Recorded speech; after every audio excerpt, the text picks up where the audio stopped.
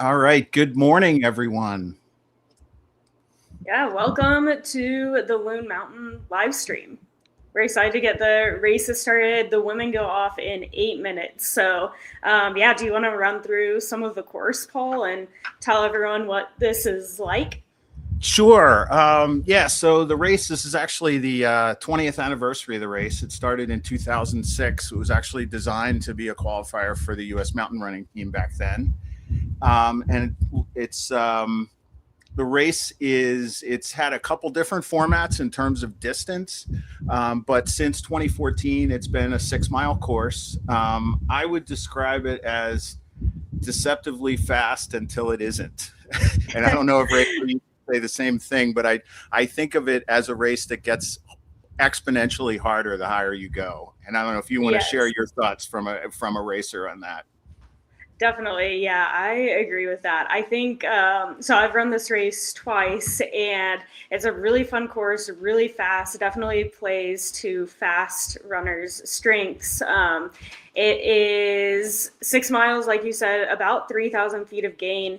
Those first 3 miles are pretty rolling hills and pretty wide and open. So lots of space to make moves, lots of not technical really at all, and really just rolling hills on them. So you can get running pretty fast. And then right after the third mile is really when the course starts climbing. And like you said, Paul, it's easy until it's not, or I guess flat until it's not. And you start climbing a ton in that fourth mile.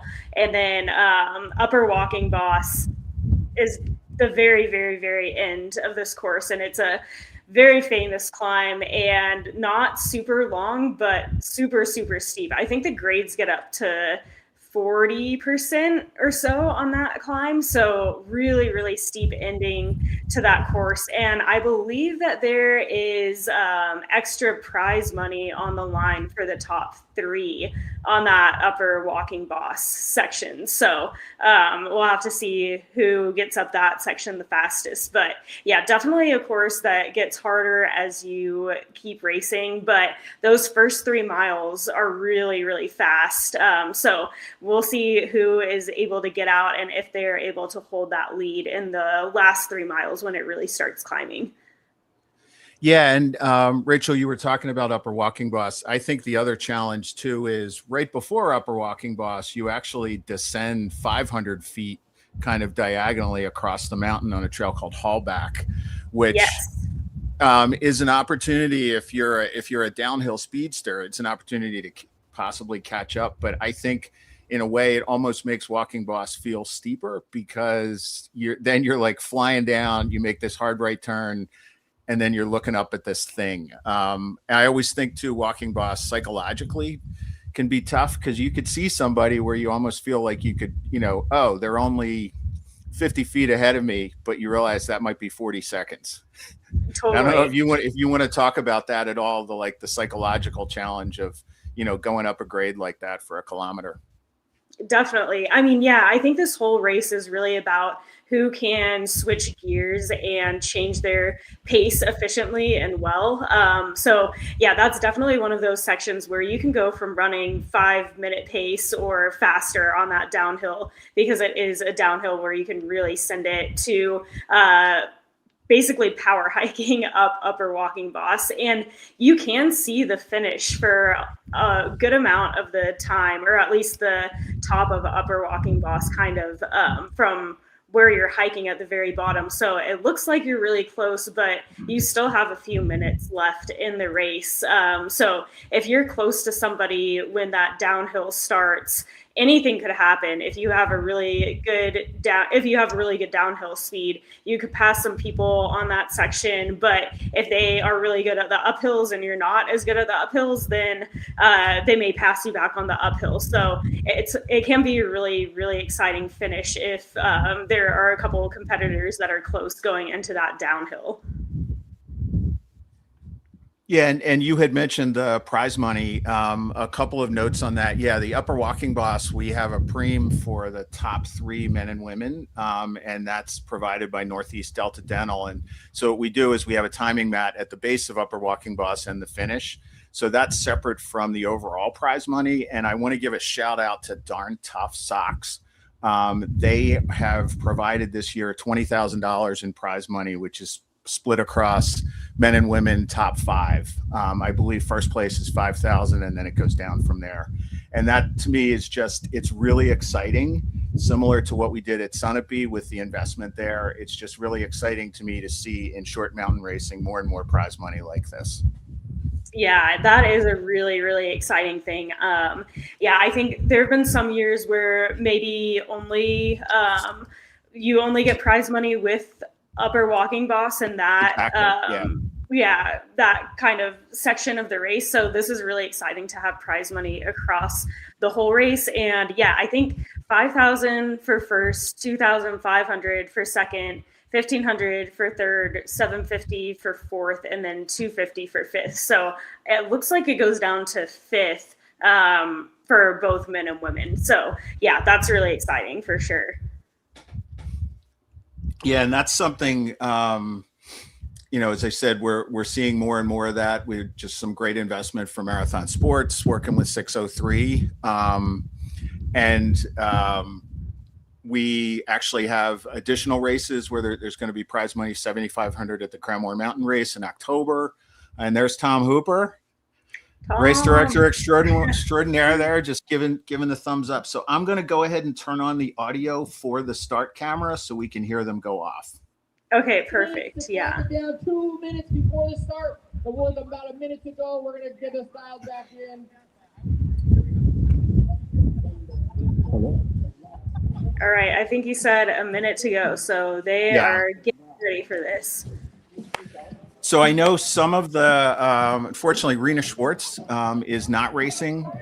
She had a little bit of a niggle that she just didn't. She wanted to take a week off. But some other top competitors, I know Casey Enman is here. Amber Ferreira, who just won Mount Washington last week, and I believe Casey was like fourth at Mount Washington. I don't know if Caitlin Patterson is racing. She's registered, but she wasn't sure if she was going to come. Jenna, and I believe it's Gigliotti, who she actually is on one of the teams that is going to the representing the U.S. at the World Mountain Running Cup races. So I know she's here as well. And while we see whatever surprises we'll get. Awesome. So yeah, that's exciting. What we have for cameras here, we've got start finish, and then we're going to have for the lead men and lead women, we have an ATV that'll be in the service road portions of the course. And then at the base of Upper Walking Boss, and then the summit. When you guys approach the starting nice. Line, Yeah, that'll be great. We'll catch all of the runners at some pretty key parts in the race. Yeah. Yes. And because we've got similar to Sunapee, we've got Starlinks attached to ATVs. We've got Starlinks up here at the summit as well. Nice. Yeah, and I think you were saying some of the cameramen are going to be able to follow along on some of the service roads here at the beginning, hopefully. Yes, exactly.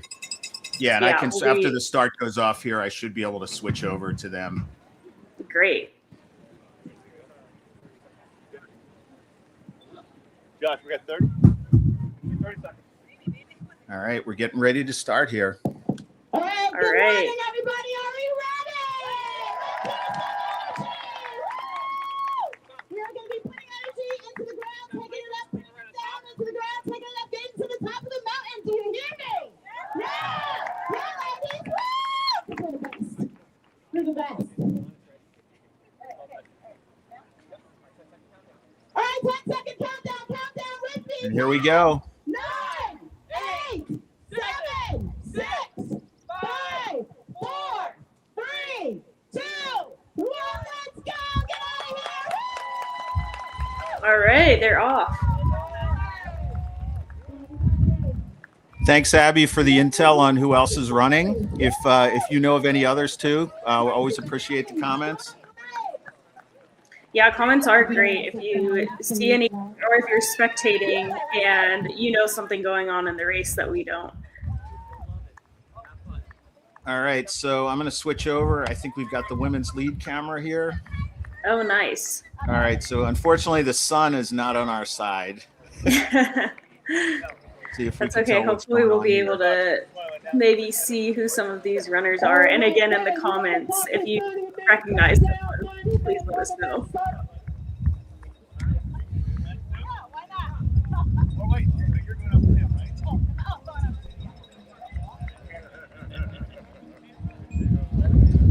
It's looking like somebody in a red kit is leading for now. Can't quite tell who that is.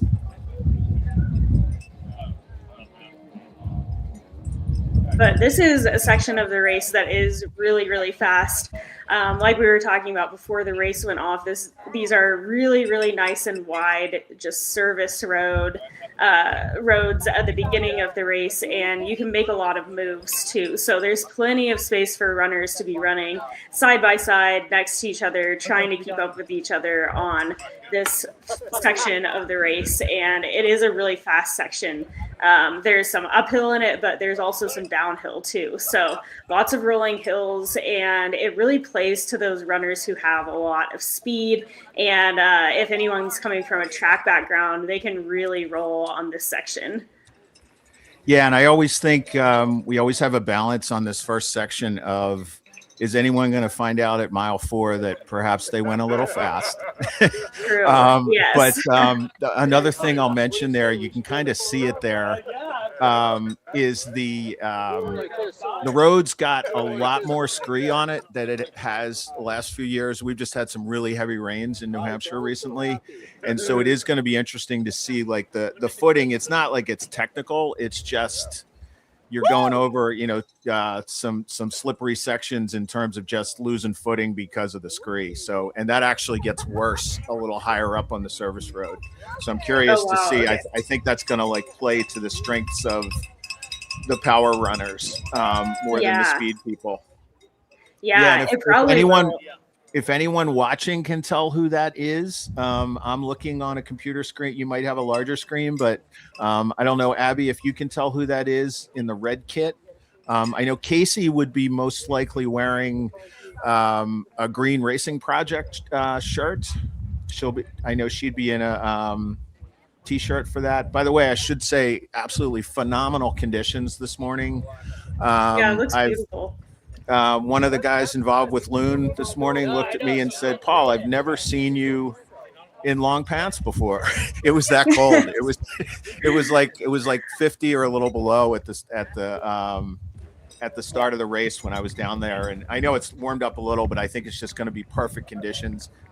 Currently here at the summit, it is 59 degrees, which is just perfect conditions. Humidity's not bad for the Northeast as well. That's great. Yeah, I've definitely run this race before where it is really, really warm. And it is hard if it's hot and humid out there. So that's great that you guys have a good day. This is one of those first downhill sections. Whoever this is in the red, again, we can't quite tell who it is. So if anyone has intel, please let us know. But she's gapping the field by a little bit in this first section. So she has a good lead. But again, just like Paul said, it is early on in the race. So this race really is a race where a lot can happen through those different sections. And you really just have to play to your strengths as a runner. Yeah, and wow, she has totally gapped the rest of the field at this point. I don't even see second place there. It's pretty impressive. It is pretty impressive. Yeah, she's definitely getting out fast on this course, for sure. And yeah, like I was just saying, it is a course where you really need to play to your strengths. So if you are a speedy and fast runner, sometimes it is really helpful to get out on these sections early on and use some of your speed. But again, just like you were saying, Paul, you don't want to use up too much at the very beginning. So this is it's a course where it really helps if you know the course well before you run it.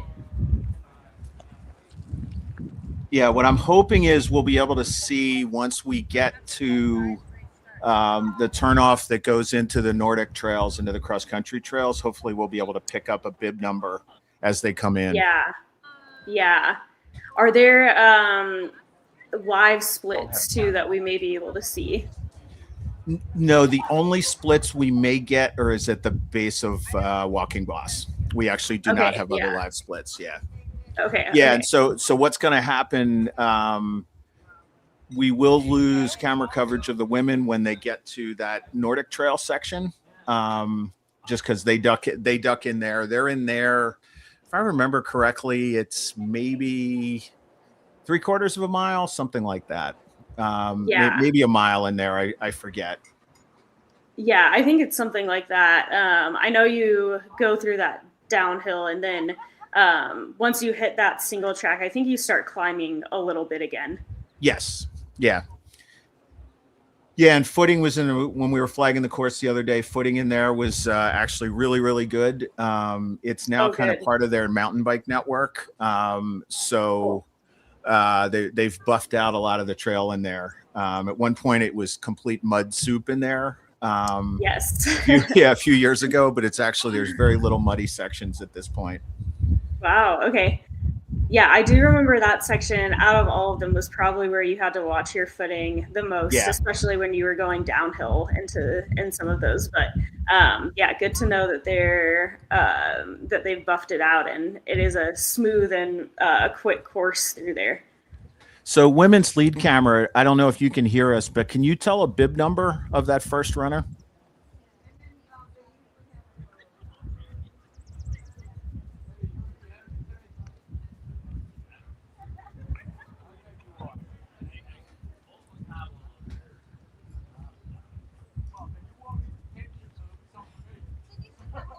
So it looks like they have themselves muted. So yeah, we can't quite hear if you're trying to tell us. I don't know if you can even hold up fingers to tell us bib number.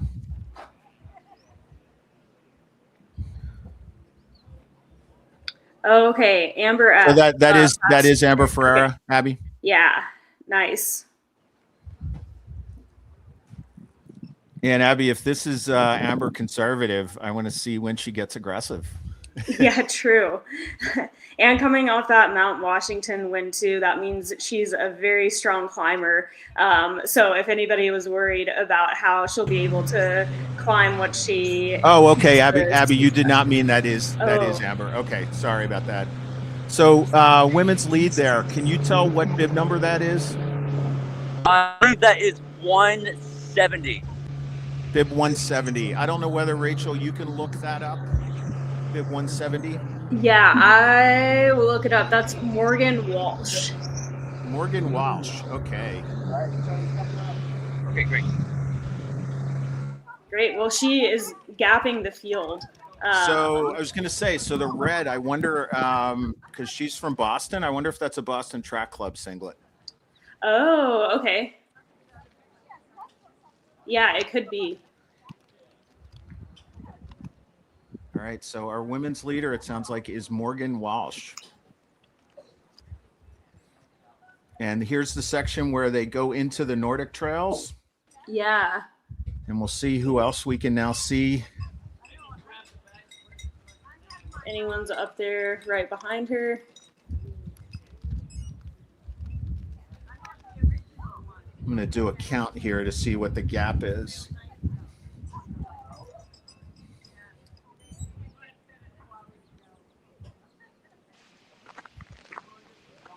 All right, so that looks like about a 15-second gap. I think that was Jenna that just went by. And that is Casey. That's Casey, yeah. And Amber was in there. I'm not sure who was in the blue singlet. Yeah, so a good pack of 3 of them. Yes. All together.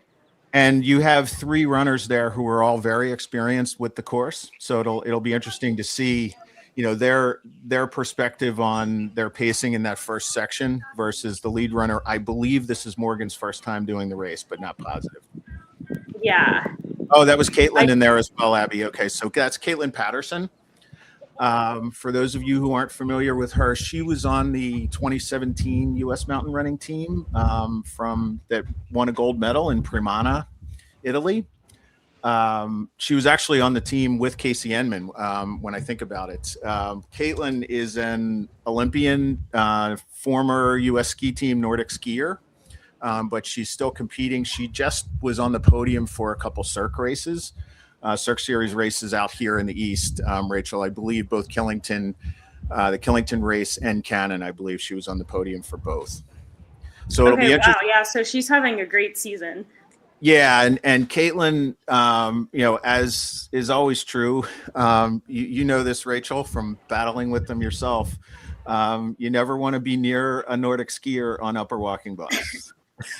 That is very true. It is funny. I have been right in front of skiers on upper walking boss, and they can really crush those steep climbs. And it's funny because front of a Nordic skier, or they're in front of me, their form looks like they're skiing up the mountain. Right. And yeah, they just have great form, and they're very efficient with those really steep uphills. So you definitely don't want to be near them when they are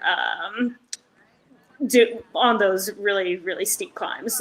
They're just really good at those climbs. Yeah, I remember in 2012, which was the first time we had the full team qualifier here. It was just for the women's race. And Morgan Aratola won it that year. And I still remember looking down upper walking boss, and it just looked like, you know, she was out there doing a dry land workout, moving her arms just like she had poles, just going, you know, just crazy out front. You know, that Nordic background always.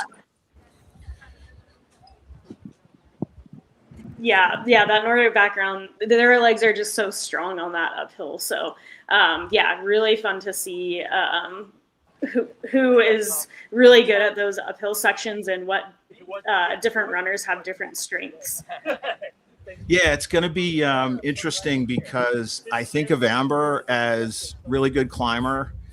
Casey, in her past, at least, I mean, she's amazing at uphills as well, but she's actually more of a downhiller.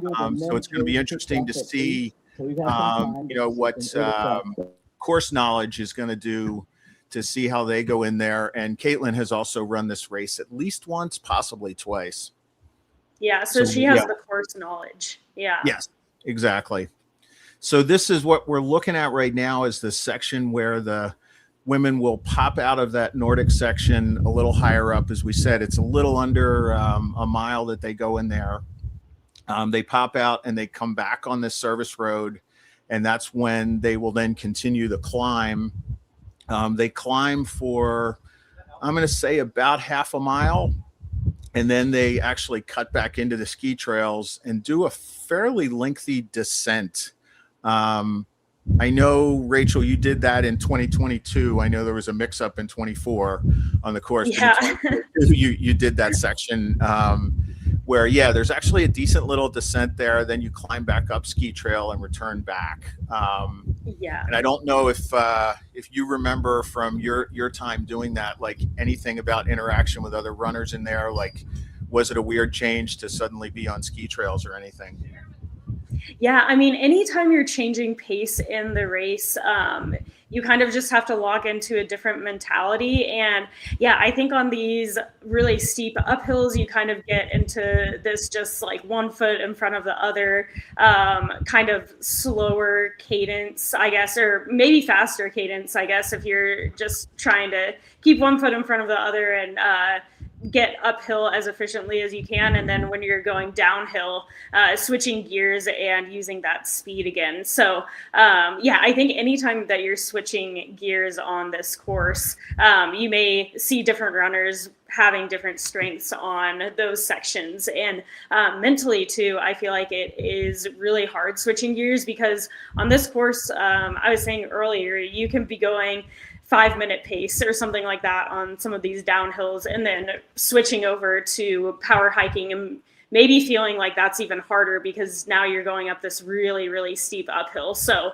yeah, it's just really, you have to play to your strengths on this course and be good at switching gears and not getting in your head about going from a really fast pace to a really slow pace. Just really staying in control and knowing that this course is going to change a lot, and that's okay. Your pace is going to change a lot. That's okay. You just have to keep going as efficiently as you can. Yeah, I always think that courses like this, that is a big part. That's like a tough mental game. How much do I push it here, knowing what's up ahead of me? That course knowledge can help a lot. But I think like no matter where you are in the field, even for somebody like me who would never be in a lead pack, I just always feel like you're like, should I be going here? I don't know. Right. Depending on how Yeah. it works out, like, you push it. With somebody I always think of as a really good uphiller, Eric Blake, who used to jokingly have the nickname of Quadzilla, won Washington multiple times. I believe he has the most top 10 finishes at Washington. Wow. But he's a guy, like, it's funny. I think he was in 8th coming out of the Nordic section, and then it was one of the years, and then he ended up finishing like 3rd because he just had that discipline to know, okay, my part of the race is coming next. Yeah. I always love seeing that different variety and different skills of people. Yeah, that is great. And yeah, I think sometimes runners are saving up energy in those first 3 miles and then getting ready for the climbs. But other times, runners just know they are going to be good at those rolling downhill or rolling up and downhill sections and the maybe quote unquote flatter sections of the race. And so if that's where their skill is, it can be beneficial to really rip those first 3 miles as long as you're saving a little bit in the tank for the climbing sections. But yeah, sometimes if you are good at those downhills, you definitely still need to pace yourself. But if you're rolling and you're feeling good, then sometimes that's a good section to get a lead on some people if you know that your climbing isn't the best. Exactly. Yeah. Thanks, Rachel. While we're waiting for the women to come out here, I will mention the men go off in about 11 minutes. And I did want to take another minute just to thank our sponsors, Darn Tough, who's putting up the huge prize purse for the race this year, the $20,000 purse. We also have Marathon Sports, and then Northeast Delta Dental, who puts up the prize money for the Upper Walking Boss Preem. One thing it's funny, Tom Raffio, who's the CEO of Northeast Delta Dental, he was down at registration, and Rachel, you might remember this from other years, but they have their free toothbrushes that you get. Yes. Up the bib. And I was just kind of chuckling because Tom's such a kind of laid back guy. He's standing there at registration putting out the toothbrushes, and I'm thinking all these people coming up grabbing toothbrushes. I'm like, I wonder if you know that the CEO from Delta Dental is standing next to you. But yeah, we've always appreciated their commitment. They have made such a huge commitment, not only to this race, but just racing in general in the Northeast and New Hampshire, especially. They do everything from sponsoring snowshoe races. Actually, the U.S. Snowshoe Championships are coming to New Hampshire next, I forget, I think it's February or so, and Northeast Delta Dental is helping to sponsor that as well. So it's been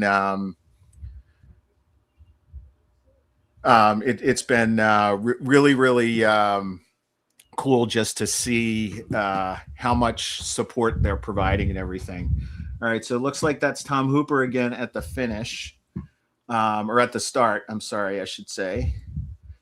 So what I'm going to do here, let's see if I can get my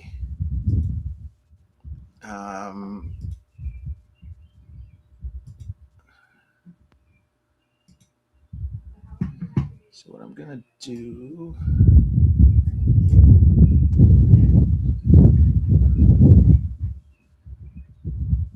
all right, I'm just going to switch back to the start finish until I see action for the women coming on. Yeah, we can see on some of their the camera. men Yeah.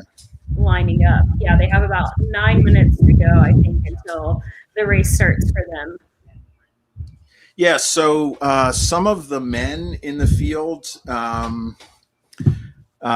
actually, trying to think. So first of all, we have last week's Mount Washington winner as well. I don't know if you know, Rachel, if you know Mika Badwain Rousseau.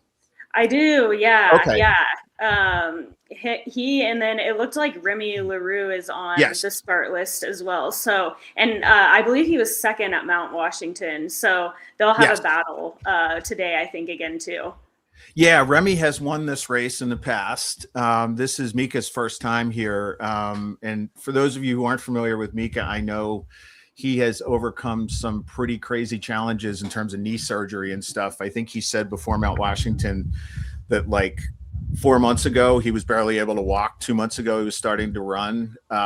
He's credits a lot of his training to his elliptigo that he's been utilizing. But I was so psyched. He's been trying to get to Mount Washington for the last 2 or 3 years, but it's just been plagued by injury. So to see him not only win it, but also break an hour there, it's a pretty small group of runners who have broken an hour there. It's a pretty exclusive club. So that tells me, you know, he's primed for a race like this. He's just such an amazing climber.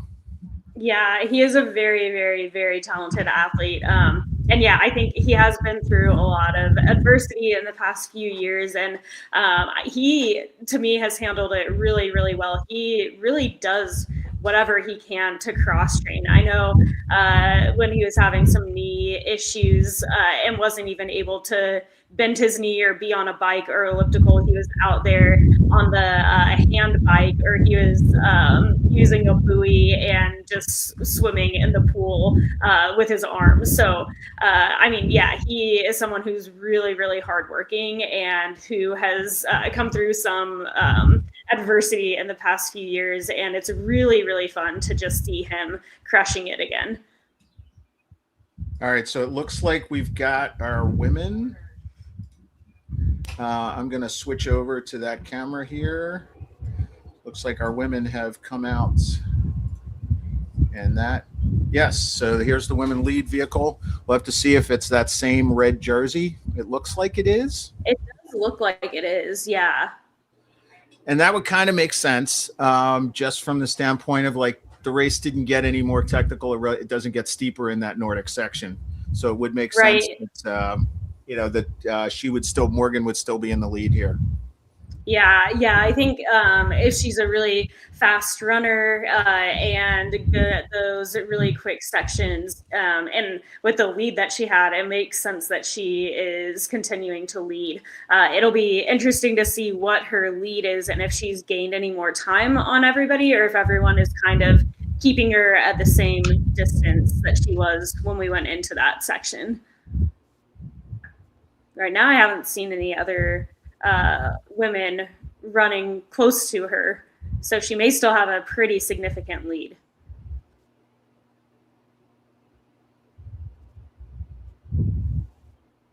Yeah, so I was trying to see if I could find.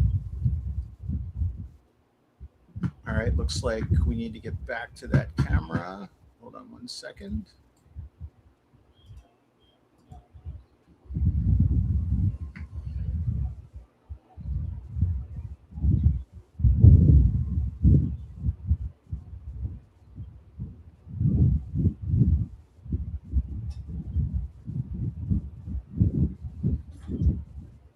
So I don't know if this is the same Morgan Walsh, but I did see for looks like Butler Track and Field. She was on the track team 2023-24. Yeah, she was a grad student at that point. So yeah, and it looks like if I'm reading the same, she was a really good 800-meter specialist. Probably was her strongest event. So yeah, I think she probably has a good amount of speed and yeah, able to just crush those really fast sections. yeah, so that if that is the Morgan Walsh, that's really exciting to me because I always love to see post-collegiate athletes just like yourself, Rachel, that are diving into trails and mountains. I feel like years ago that was still like, wait, and now like it's a normal thing, and that's what to me is just making the sport so amazing right now. True. And this is a great course to do that on too, if this is one of your first races coming off of college, or if you're trying to switch over from track to trails, or even if you're not switching over and you're just interested in seeing what the trails are like, this is a really great course to do that on.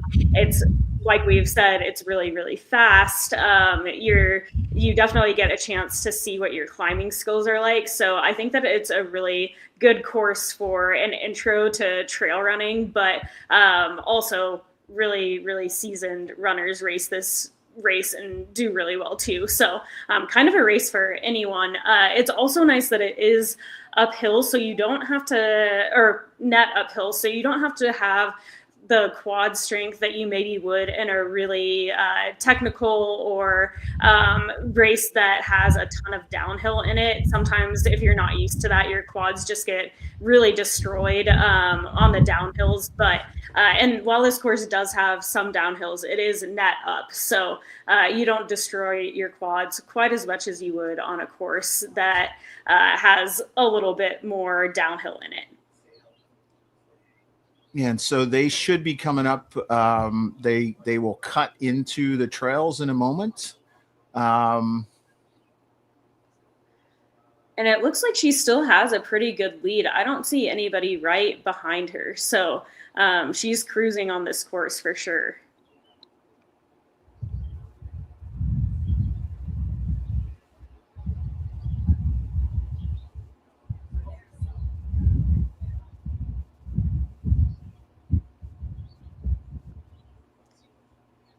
And I think the men are going to go off in about a minute. So they're getting ready, and I think maybe we'll be able to see them on that fire road too. Yeah, I think I'm going to add the audio from the men's start here, and then I can switch to that Great. camera when they're ready to go.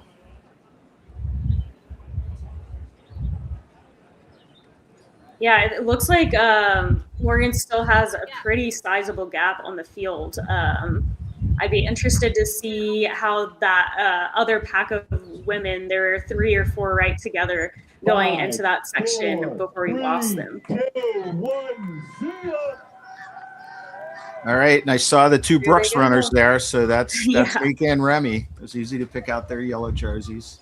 That's true. Very bright jerseys this year from Brooks. So helpful if you're looking for Brooks runners.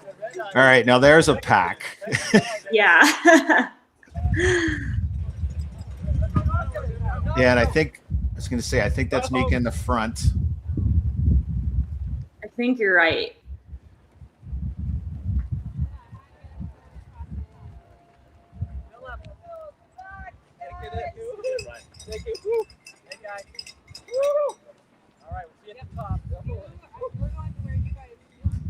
All right, a big cluster. So this is that very first. Now they're kind of cutting across the mountain. That was that initial climb away from the Kankgate Lodge area, from Governor Adams Lodge, and now they're starting to cut across. And agreed, Abby Bennett had commented it's going to be such an interesting battle between Mika and Remy. I agree. It's going to be interesting to see. I feel like Remy's probably got the edge on the downhill sections of the course, but where Mika's an amazing climber, but it's not to discount that Remy isn't an amazing climber. So Yeah, Remy has. See if we can tell women coming in here. I don't know if she's already gone through.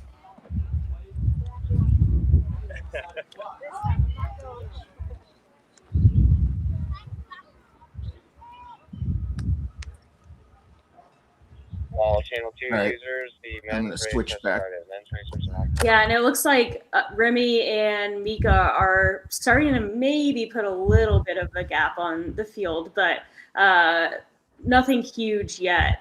They're just going through this really steep fire road absolutely. section.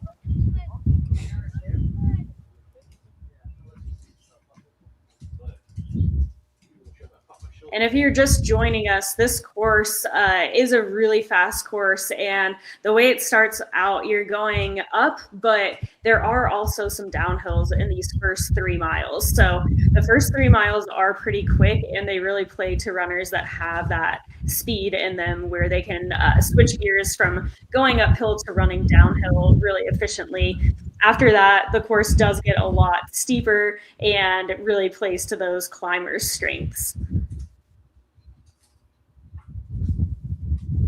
So this is what you're looking at right now is that women's turn, which Rachel, Tom, and I refer to as the LGZ turn. You probably understand. You probably understand that joke. That's great. So I can't tell whether this is the first woman here making the turn. We'll have to see. Yeah, we'll have to see if Morgan, if that's her. Or we may have already missed her as well. All right, camera cut out there for a second. Yeah, so I think we've already missed her, but maybe this is. Yeah, that's I don't know if that was Jenna or Caitlin coming through. I'm going to switch back to the men here for a second.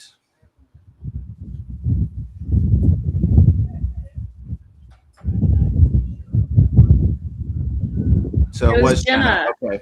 So my guess is we may have missed Morgan in there and when I cut over to the men's start, but definitely Jenna's there in the top couple. So looks like is that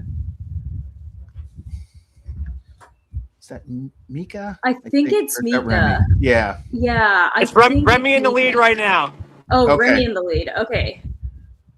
They both have the same kits. So Remy's in the lead, somebody in the blue, and then I'm guessing Mika's third right now. I was going to say men's camera. Do you know who the runner in the blue jersey is? 225. All right. Great. Okay, that is Danny Cosgrove. All right. Out of Boxford, Massachusetts.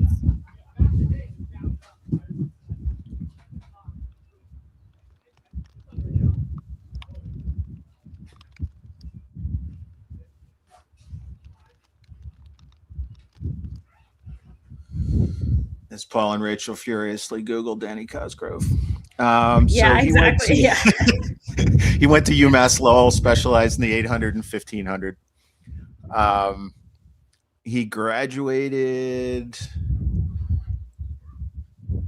Actually, I'm not sure. It looks like maybe 2020. All right, so women's still coming through. Yeah. I'm going to switch back over to the men here. Great.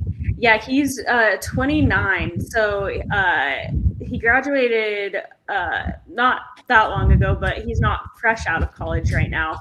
But in college, he has PRs of 151 in the 800 and 347 in the 1500, 409 in the mile. So he does definitely have some speed in his legs, and yeah, this section is probably really good for him where there's some downhills and he can use some of that speed. Yeah, and so we're looking at the men right now. It looks like the three of them are still in a pack. And for those who can hear the wind in the background, that's the wind here at the summit. Which for those of you who have experienced the black flies at the summit of Loon, this wind is amazing. So. That is great. Yeah, it's funny. The stuff that goes to the finish for the finish line now, we always just have bug spray in there because we've learned. Yeah, smart. Yeah, you definitely need that up there. All right, so I'm going to check back. Looks like he's going up on the, so this will be interesting. He went up a little bit on the trail here for the women's side, so we'll actually get to see them descending back down where they connect back up to the service road. I'm going to go back to the men for right now, but I'm going to keep an eye on that. All right, so that looks like Remy and Mika. Well, no, Danny may be right behind them as well. Yeah, It looks. I think there's 3 right there. So Yeah, there we go. Yeah. they're all still right together going into the ski trails here. I'm assuming we're getting close to that point. Yes. So we'll lose them for a little bit when they go in there. But yeah, these 3 definitely have a strong lead on the rest of the field. And it looks like Remy and Mika are putting a little bit of a gap on Danny right now. Yeah, it'll be interesting to see if there's any changes between the 3 of them in the Nordic section, where you've got a little chance to quote recover. All right, and here's the turn. Yeah, here's the turn where they're ducking in, and see whether. Yeah, so that's Remy. I think it's right behind him, and there's Danny. So it's going to be quite a battle. This is great.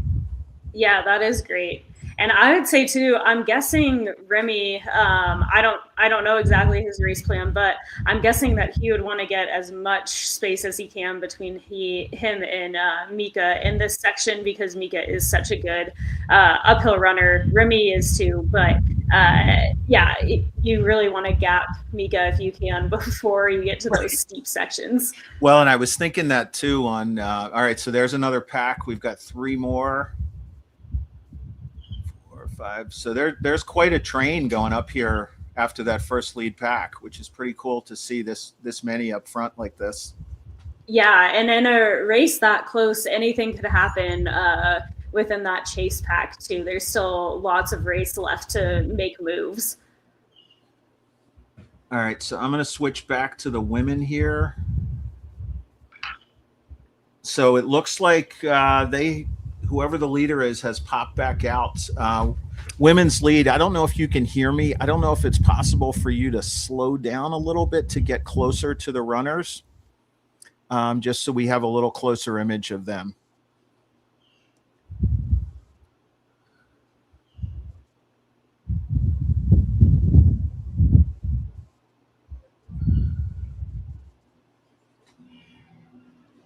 I see definitely one runner. I'm wondering, I see a couple shadows maybe back there too. That could be somebody else. So maybe there's the gap is closing a little bit on first, but it's a little hard to tell.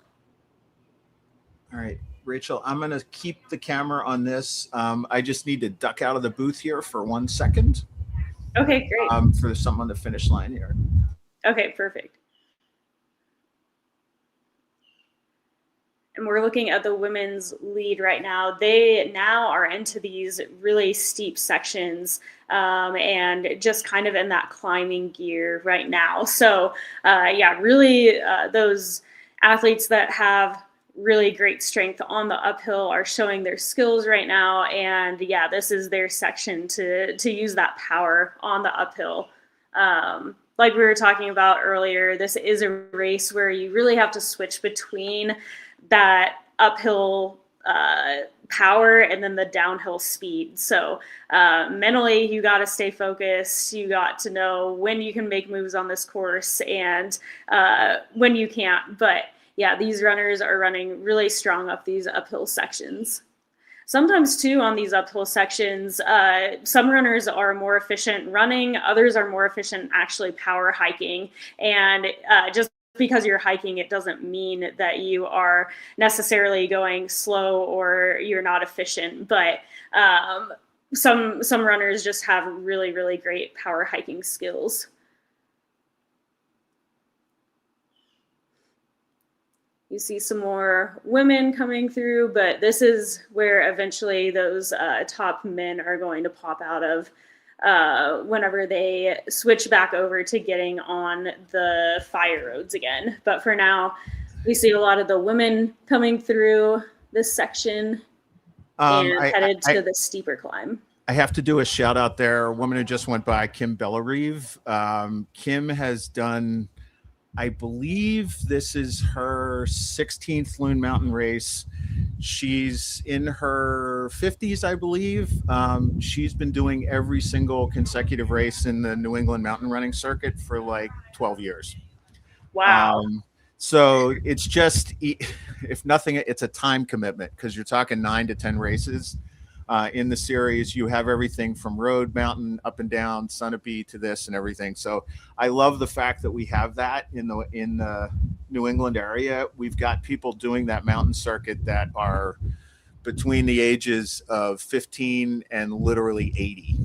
Wow, that's amazing.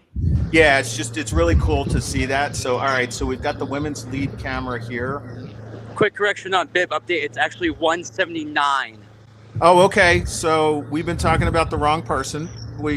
Our apologies. So it's 179. Okay, Yeah, Amber I just got a Zimmerman. clear visual on the bib. Okay, so that makes even more sense. Amber Zimmerman has raced here before.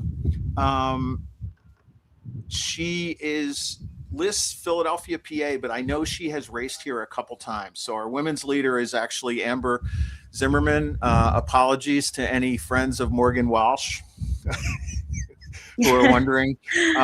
But yeah, Amber, I'm going to check, see if I can see what her results were at previous Loon races.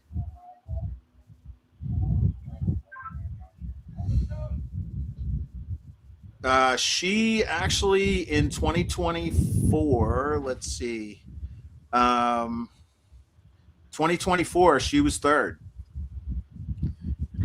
And it looks like she is a really great athlete in the marathon. If this is the right profile, she's run a 2:29 marathon. So, yeah, she definitely has some skill and is great on the roads. And this is a really fast course. So, yeah, she's definitely using all that power and the endurance that she has on the roads as a marathoner to crush this course. Yeah, so she ran in 2023 here. She was third overall, and in 2024 she was third overall. I don't think she raced here in 2025, but she also at the VK at Defi de Couleur, which hopefully I said that close to correct. My apologies to anyone from Quebec. She was fourth overall there. So she definitely, she's got the climbing legs as well. So we could have a surprise winner here. Well, I'm curious the gap she's got. Yeah, it does look like she still has a really sizable gap.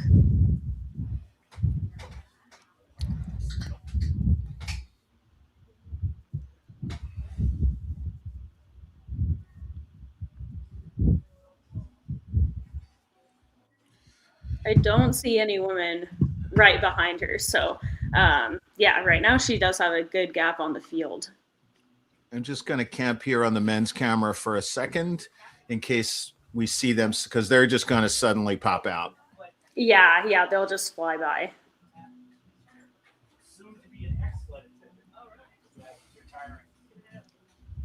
And they're about 15 minutes into their race, so they'll probably get out of there pretty soon.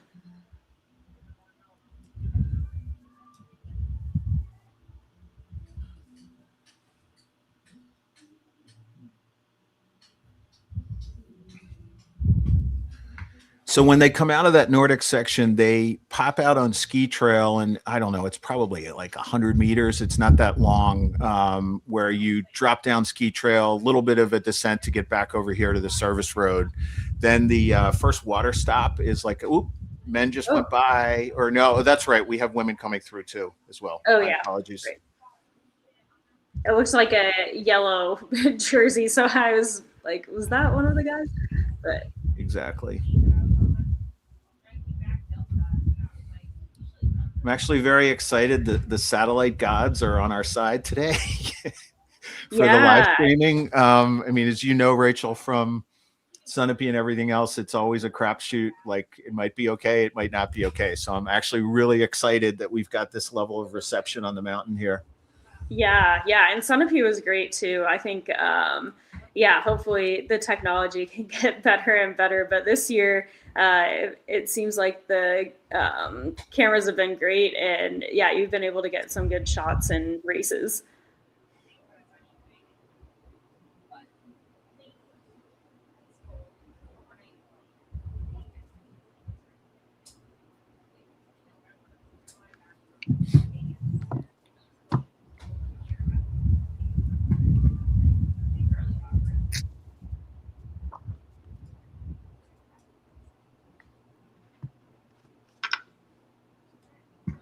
going to switch back to the women for a second here.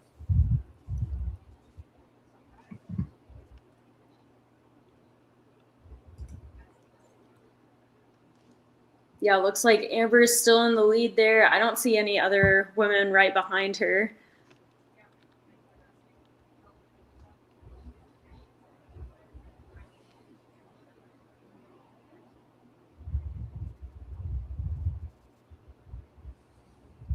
I think I'm going to stay on this camera for a minute only because all of a sudden they're just going to be gone. Yeah, I think that's smart. Yeah. Yeah, we definitely want to see who's in the lead coming out of this section.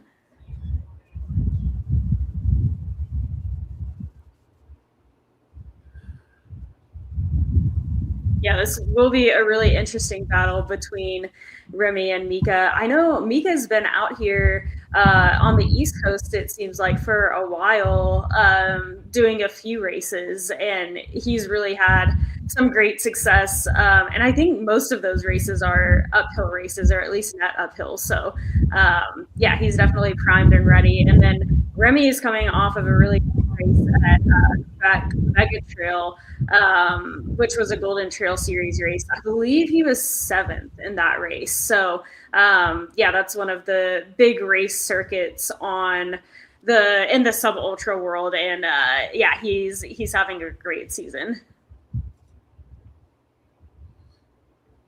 And Rich, while we're waiting for him, I don't know if you can see it there, but this is part of the section I mean where see how rough the rock is on the trail here. Yeah. So your legs are already tired. You're trying to get into a pattern, and now you're hitting some pretty washed out rock in spots. Yeah. Definitely going to be taxing people a little bit as they start to keep coming up to near near the gondola. You can see a lot of it there. Yeah. And those are sections where you really have to pick your line and go with it and hope that you're choosing the right line. But sometimes it's hard on those sections to do that, even if they're nice and wide fire roads. So here we are. So there's the men. So it looks like that's Remy. Yeah. Remy got out first, and then maybe Mika right behind him. Yes. And for anybody just joining us, so the women started a half hour before the men. So we'll actually see some overlap between the two fields as we follow the lead men.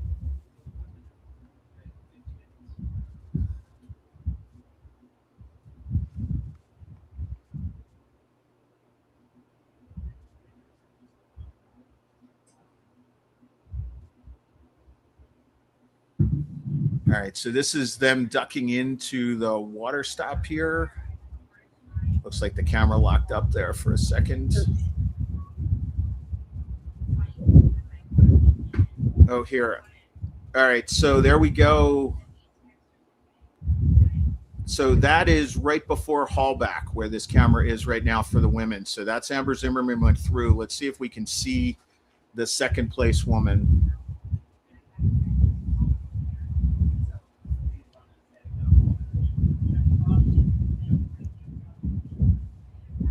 Yeah, see how far back the next woman is.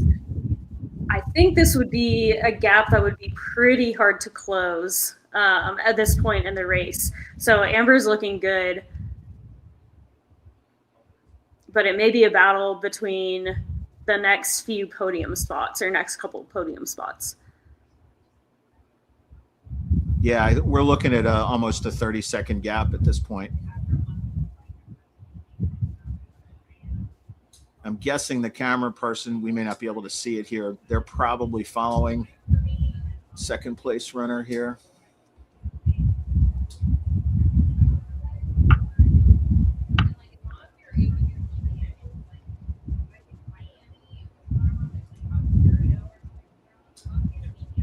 Switching back over to the men there for a second. We can see them kind of weaving through. All right, so guessing this is second place here for the women.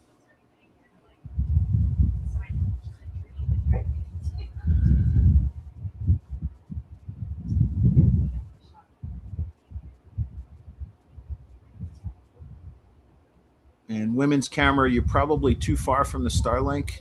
We've lost you there. Go back over to the men. So I'm pretty sure Mika had the white hat on. So I think that is him in the lead you're now. right. I'm not That positive. is Yeah, him in the there lead, may be- yes. It Okay, is. there's a switch then. I think he gained some ground on Remy because we thought it was Remy in the lead coming out of that first section. And now they're really into the steep climbing section, which is really, really Mika's strength. And Remy, too, he's an amazing uphill climber. But yeah, this is really, really where Mika can show his strength.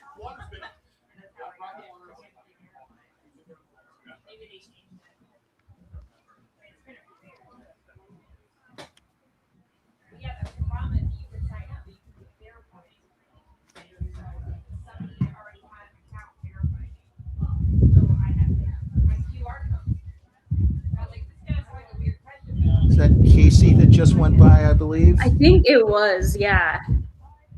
So I don't know. We may have missed. A second place person in there. That was the second place. Bib Oh, number it was. Okay, great. Okay. Thank you. So wow, that's quite a gap that Amber has. That is a pretty big gap. And yeah, so women, if you can tell us who is third as well by the bib number, that would be great. You got it. All right, we'll switch back over to the men here for a minute. See if we can track where they're at.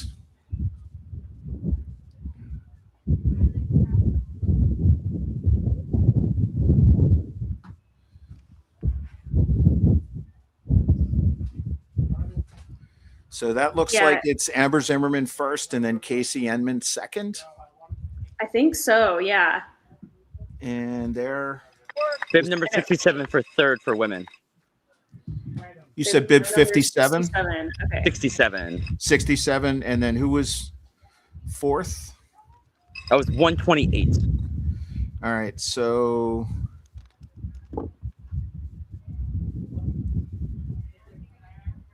All right. 67. Let me look that up real quick. That is Jenna Gigliotti. Oh, nice. Okay.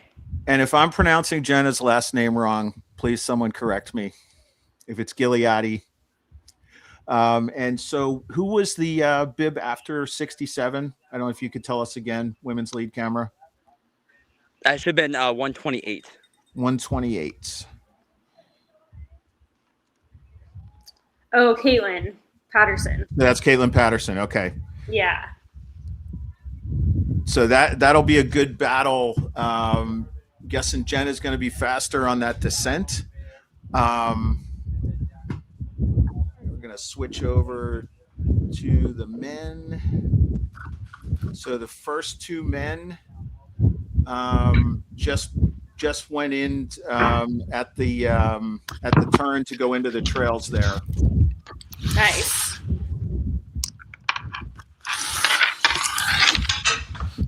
At the famed LGZ turn. So yeah, so they're going in So you there. didn't miss that turn. That's good. We're actually going to trademark that, Rachel. So, so yeah. So if you're wondering now at this point, yeah, the ATV is heading up a little bit to capture them back in. All right. So. All right, so this is Colleen. You are on camera right now.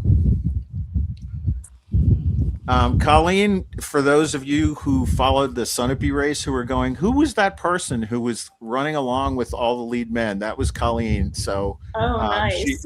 so she's back to give us reception here on the Upper Walking Boss. Awesome.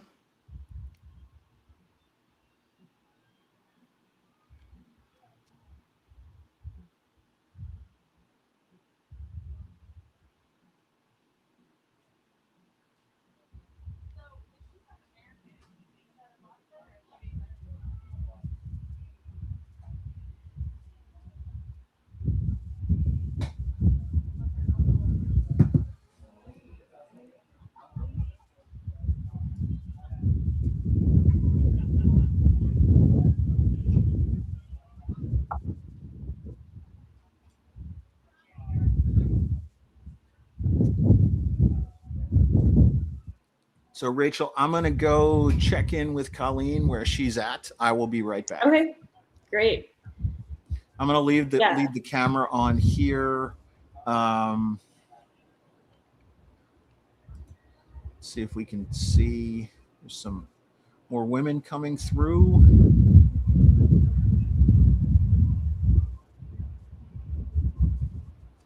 What we're looking at here is where they come back out of the ski trails and they've popped back out onto the course here. If you're wondering. Okay, So yeah. Yeah, you can We'll see someone just guys. came across there. Yeah. Yep.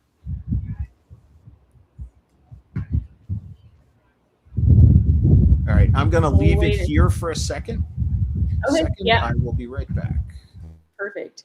Yeah, and we'll wait for the leadman to come out. Mika was in the lead when we last saw them, and then Remy was right behind him. So still a battle. Mika definitely has uphill strength. So does Remy, both uphill specialists. So this is a great battle between them.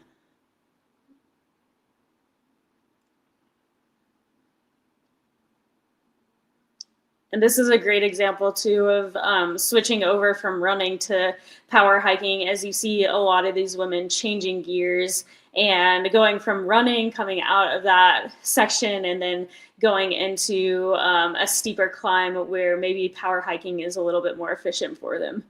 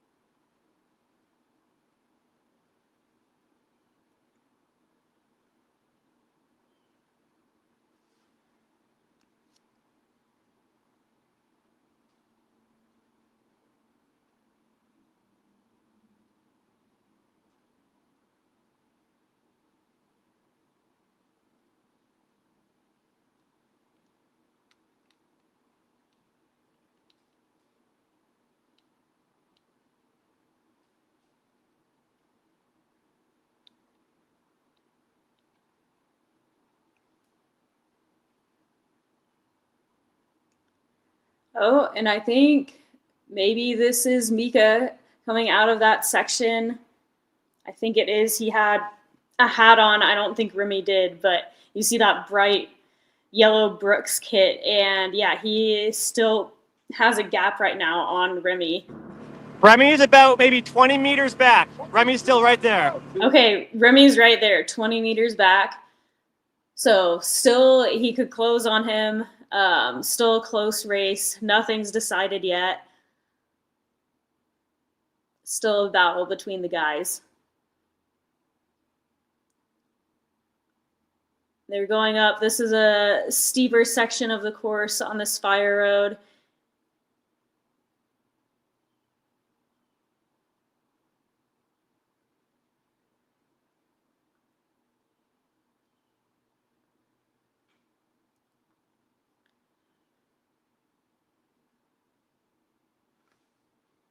But yeah, the guys still looking strong. Mika in the lead, Remy following close behind. And you can see just the amount of power that Mika has. He's still running right now, which maybe he'll run this whole course. Once you get to Upper Walking Boss, it is pretty hard to run, and power hiking does kind of become more efficient, but he's still running right now and using all that power in his legs. And these are really, really steep fire roads. So he's cruising. And like Paul was saying too, it does look like these fire roads while they aren't super technical, they have gotten a lot of rain this year, and so it's easy to kind of slide back on some of those rocks and just the loose parts of the fire road. So you really have to pick a line that's good for you, and yeah, make sure that you're running on the fastest part of the course. But Mika's still looking really, really strong in first place right there. Rumi's right behind him.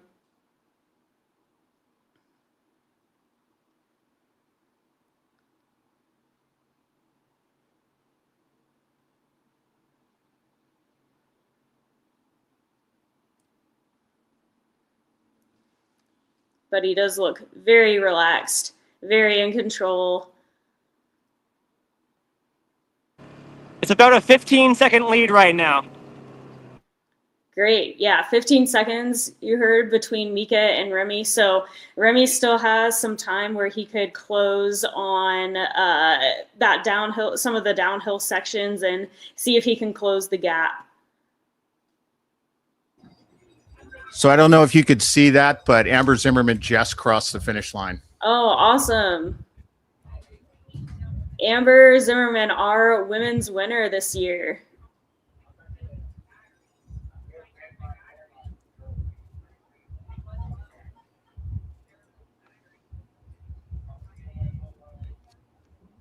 And we'll see what her split is for Upper Walking Boss. Like we were saying earlier, there is extra prize money on the line for winning that section of the race and running it the fastest. I think for the top three, given by Delta Dental. So that's exciting. Runners can earn some extra prize money on top of the prize money already from Darn Tough.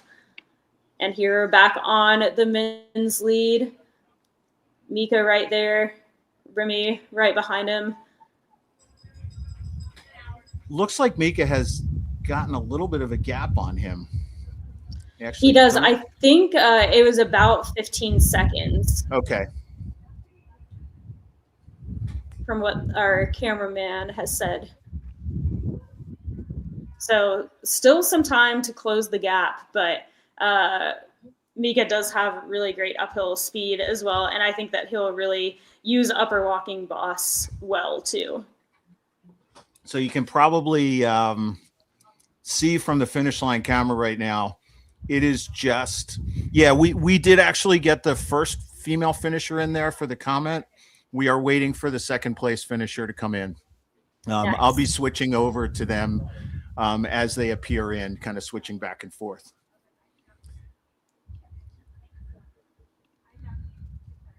That is what I was going to say there. You can kind of see from just the view there. It is an absolutely spectacular day here, even for running, not just for spectating. Just incredible temperatures. It's currently 62 here at the summit. Really nice breeze. And that view at the top is really beautiful. It's fun to just spend some time at the top of the mountain when you're finished running, and yeah, just enjoy the summer day up there.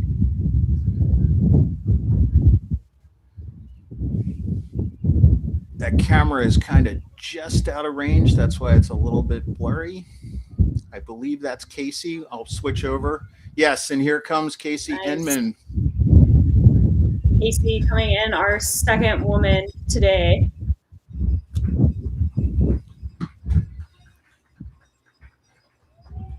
Casey is 46 years old. I swear she's just still crushing it. It's crazy.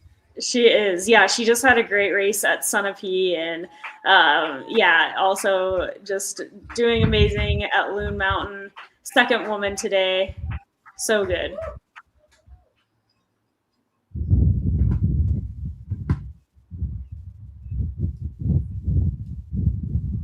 Switch back over to the men for a second. I can actually see the women coming up from where I'm kind of stationed up here, so I will be able to switch over for the next woman coming through. Okay, perfect. Yeah, we still have Mika in the lead right now.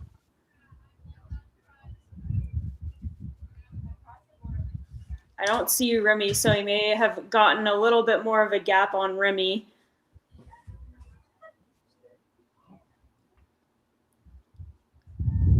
There's a water station right there. I think he just used the water to cool himself off a little bit.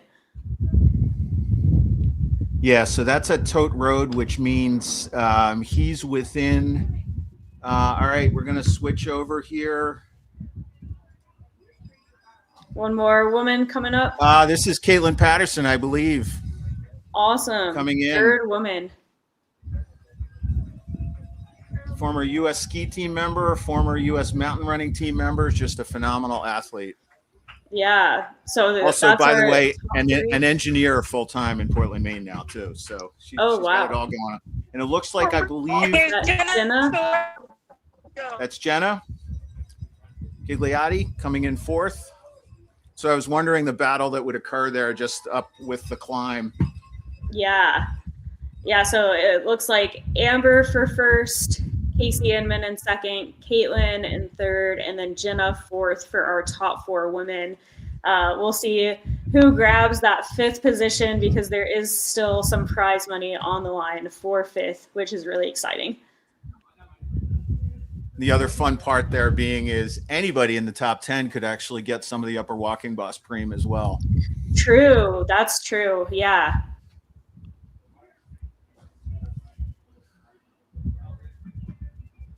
This is one of those rockier sections of that fire road that you were talking about, Paul, that Mika is running up right now. Yeah, when we were flagging the course, and there's like all these cones around it blocking it now, but there was one section literally, I'm flagging it and there's a hole, and I look down and I swear the hole was like 15 feet deep. It's just a Oh my gosh. big hole. So there's cones all Whoa. around that and flags, but it was like, you know, foot sized to there it is. Oh, there it is is. this it? See? Yes. Whoa. That So is that's why wild. the cones are there. Like, it was crazy. Like I stuck a branch in and it disappeared. So Do you so, yeah. know what that's for? it's just a sinkhole from all the rain we've had. Just a sink. Oh wow. Yeah. Okay. Yeah. All right, so that is Mika is coming It's up Mika.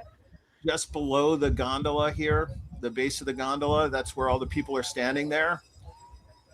And then he'll And turn, we're and gonna this is that big downhill, right? We're gonna switch over. Don't know who the woman is there. See if we can get a bib number.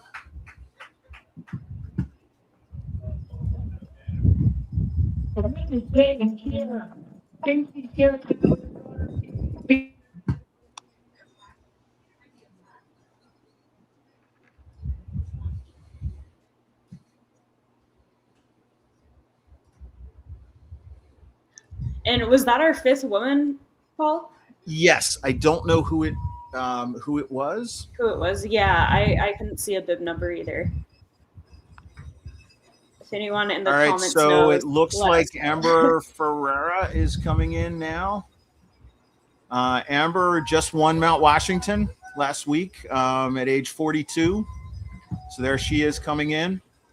Nice. Another phenomenal runner, triathlete, cyclist, very proud mom, all that. So all right, and here comes next runner after her.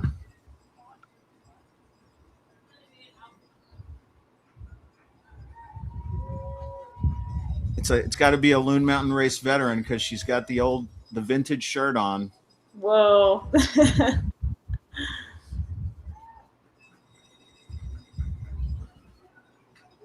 So cool side note, as the women are coming in here, for first time ever, we broke 50. We have 52 under 20 racers today.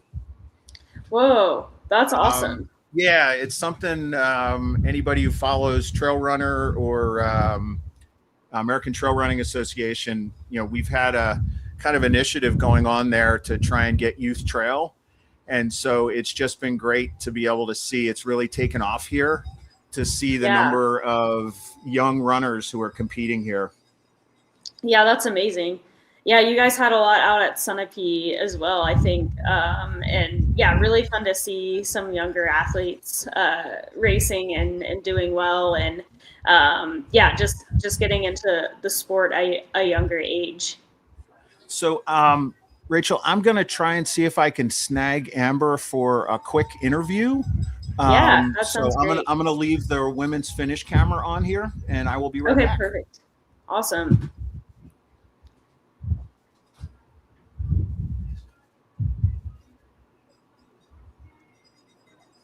Yeah, and we're just watching some of the women come through here.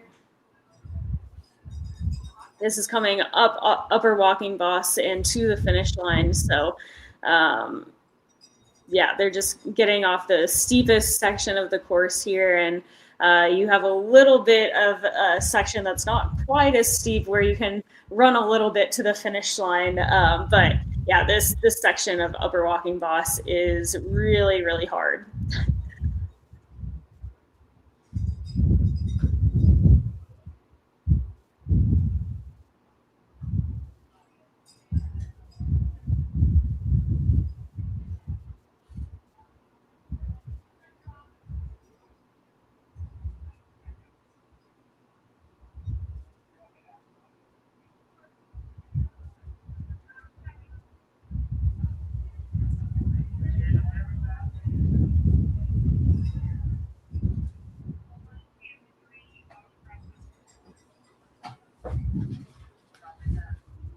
All right. So, first of all, that 5th place runner was Acadia Enman, Casey's daughter. She's 15. Oh, whoa. That's awesome. Yeah. Was yeah. this She her was dying to first come year? out to do the race. This is her first year. Yes. So Oh, that's pretty awesome. cool. She's That's been a very state cool. champion for track and cross country for Vermont. But Nice. yeah, I'm bringing over Amber in a second. Okay, cool. Yeah, and it looks like she's 15. So yeah, like Paul was saying, getting some younger runners out on the trails earlier on. Definitely when I was running when I was little, I was just doing cross country and track. So really cool to see some runners getting into trail running while they're younger and in high school too.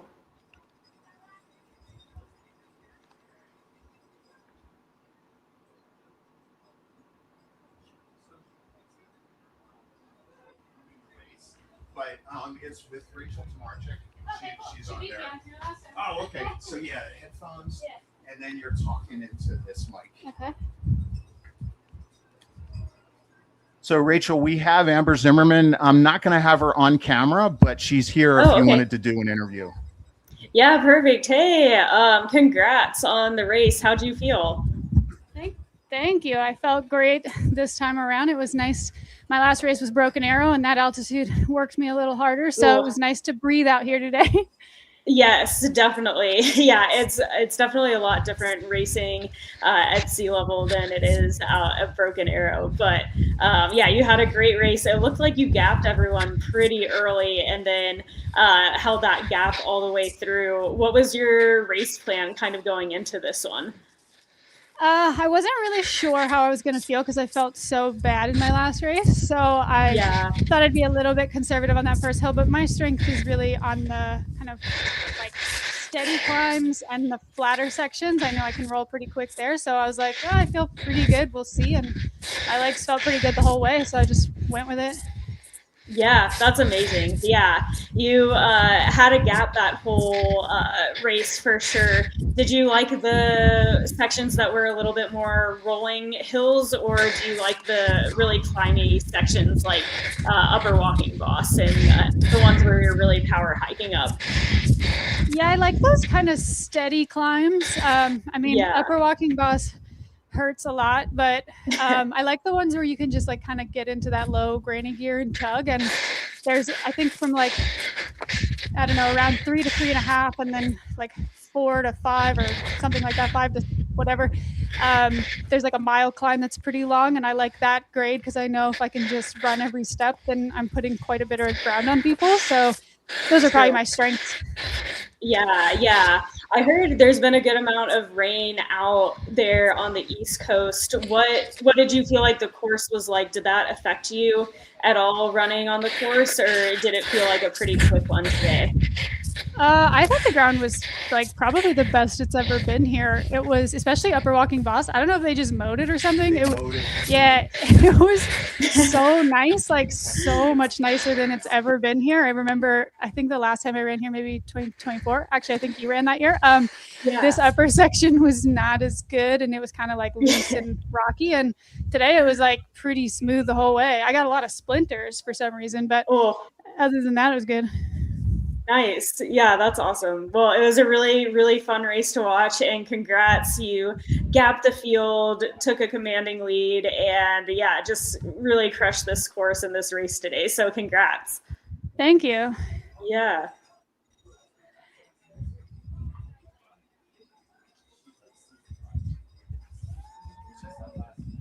And I think while I was interviewing, All right. I don't know whether you could see there, Rachel, but it looks like Mika at least was on Upper Walking Boss. Thank you so much, Amber. Yeah, I was just about to say while I was interviewing Amber, I saw Mika go through Upper Walking Boss, at least that bottom section. So he is close to the finish. I didn't see Remy behind him, so I don't know how big that gap is, but Mika looked like he was in the lead and looking strong going up Upper Walking Boss. Yeah, and what Amber was talking about, the grass, it's funny. We had actually commented on that.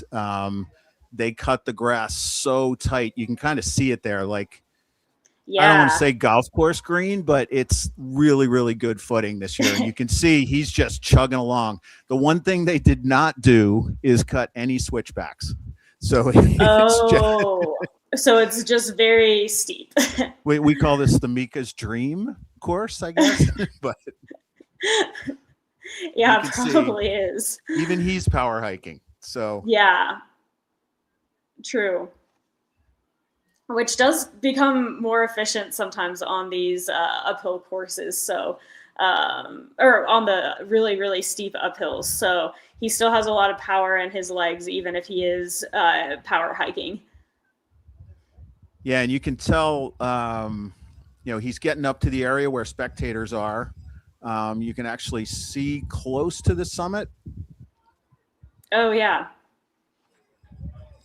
Some more women coming in here.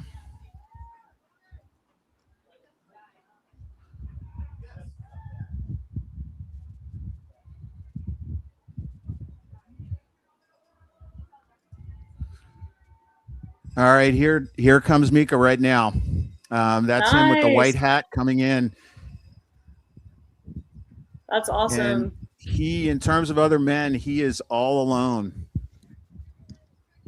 Really great job for him here. It's really, really strong right now. Going up this course right at the finish. Your men's champion for Loon Mountain. That's awesome. Really cool to see. I know he's had a tough couple of years, and now he's stringing together a really, really great season, especially in these uphill races. So fun to see. And I think that's Remy. That's Remy. Yeah, I think so.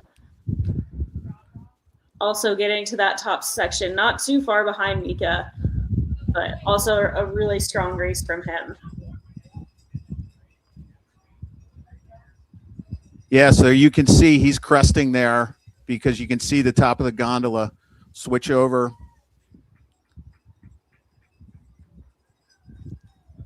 And there's our second place finisher, nice. Remy LaRue. Looking so we've got a Brooks day for the top two. Yeah, that's big. Big for Brooks. And we'll have to see who the third place man is.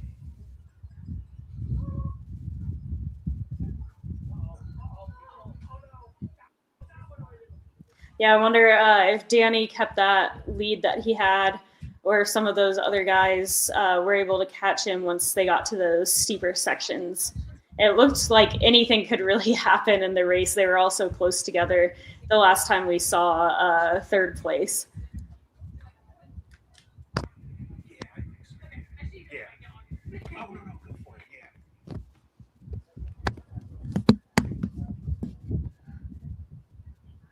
All right. So while we stay on this camera, I'm going to see if I can get Mika to swing over for an interview as well. Oh, great. Okay, perfect.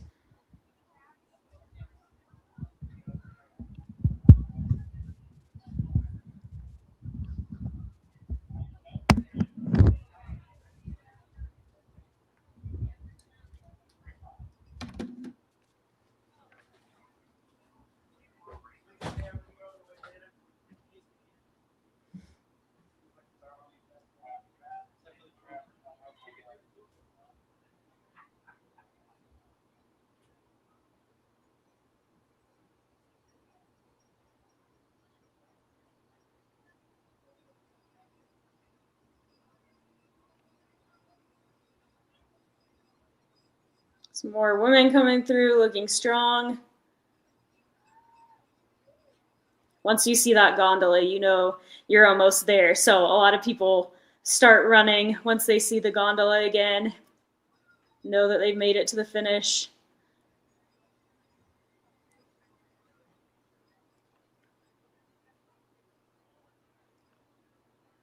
And it's hard to tell from this angle, but that upper walking boss is really steep. It has some sections that are 40% grade on it, and a wild into the race when your legs are already tired, just trying to power yourself up. That uphill of upper walking boss.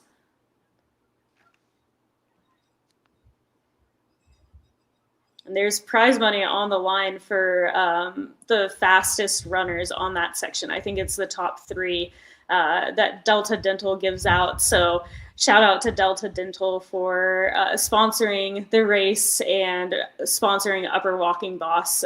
That's always a really fun add-on to this race, is to see who's fastest on that segment.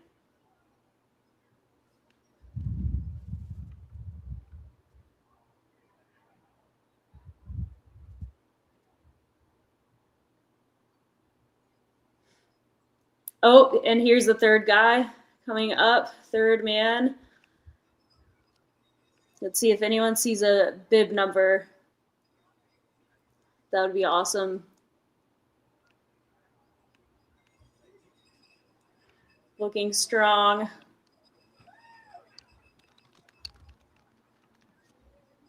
It may have, I think that was still Danny. He was in blue when we last saw him, so he had a really strong race.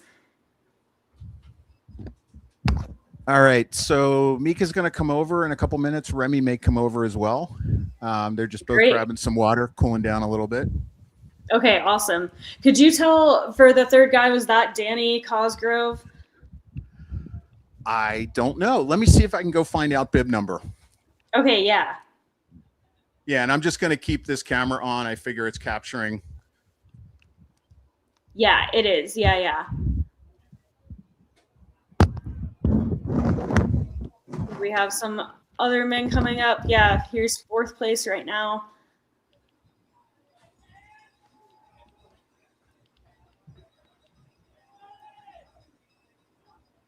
Getting up Upper Walking Boss, seeing the gondola, sprinting into the finish.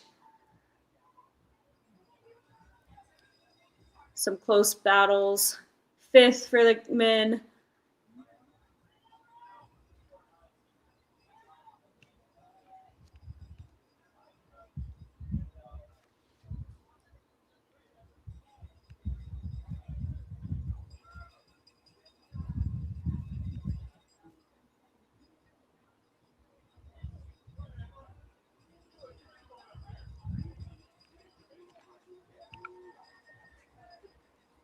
Sixth, looking strong now. All the men are starting to pile into the finish.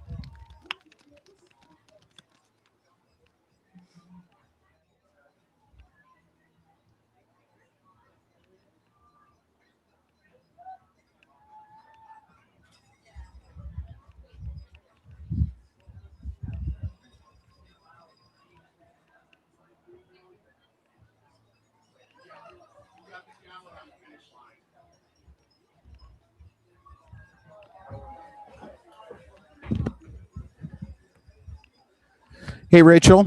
So Yeah. I have Casey Enman here for a quick interview. Apologies, I do Oh, not have awesome. a camera here, but I'm going to pass over the headphones to her. No, that's all good. Hi. Let me know when you can hear me. Hey, Hi, Casey, congrats. Do I get to sit in this fancy chair, Paul? You get to sit in I get to sit in a Oh, fancy chair. You can't see me. but- nice. Congrats on the race. Thank you. Yeah, how'd you feel out there? I felt pretty solid. The start was quicker than I was prepared for. Maybe I should have warmed up more, but I was also trying not to tire myself out in the warm up. So I had to use the first mile to warm up a little bit. But then once I kind of stabilized, I felt pretty solid and strong to the finish. Nice. Yeah, what was your kind of race plan going into that? It looked like maybe there was some women right around you at first, but you were able to kind of get a gap on them later on in the race. Well, yeah, so there was a group of 3 that took off, and then all but one kind of reeled us in, and then Jenna and I were sort of together, but Jenna had gone ahead, and I think she would have definitely stayed ahead of me and been second, but she rolled her ankle pretty badly. Got an ankle strain during that little side loop that's mile 2 and 3, and had to kind of walk it off for a while. And I thought for sure she would have to drop, and she now has a very swollen ankle, but she managed to make it all the way to the finish. But now she's a little stressed seeing how that heals up. Hopefully it heals really fast for her and she can still get out there, because she just qualified for the Team USA, I think, in Poland. Yeah. And she wants to get to that. So let's send her healing wishes for her ankle. And yes. Yeah. Oh man. Cool. For her. Wow. What a strong race for her then, getting an ankle twist early on and then being able to so finish. I would have been third, but not for that misfortune, sadly. Yeah. Well, still a really, really strong race. And it looked like, I think Paul was saying your daughter ran and was 5th here today. So congrats to her too. Oh my gosh. Yes. Her first time at Loon. Although last year I did send her and her brother to find me at the finish, and they hiked the entire Upper Walking Boss on their own last year. So they were familiar with Upper Walking Boss. And they've probably been dragged here in various forms over all the years. But yeah, it was her first time trying it out, and really strong finish for her. Yeah, she did great. That's awesome. And now next up for you, you've made a couple teams of the US teams now, right? So are you preparing kind of for those teams? Yeah, just a classic team at Quebec in October. So that's okay, nice. And I think I'm planning in between now and then to try to go to the USATF 50K champs in mid-August. Okay, great. Yeah, so still a few races on your schedule left for this season. Yeah. Awesome. Cool. Well, congrats on the race. Yeah, you ran so strong, and congrats to Acadia. Also, she had a really strong race too. Thank you. Thanks for covering it. And Caitlin Patterson is here. You can talk to her next. Oh, awesome. Okay, yeah, perfect. See ya. See ya.